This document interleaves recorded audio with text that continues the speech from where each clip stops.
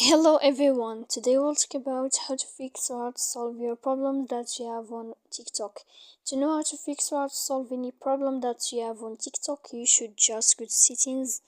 Here in this page, we click apps, default apps, app settings. When you'll find this page, you will search about the window of TikTok and you will click. Here in this page of app info, you will click on first stop, then we click OK. After that, we click on storage. Here we click clear cache. Then you can go to Play Store. You search about TikTok. You can click update to update your app.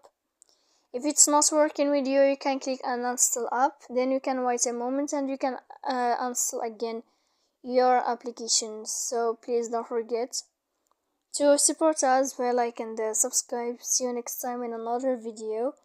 And thank you for your attention and your watching.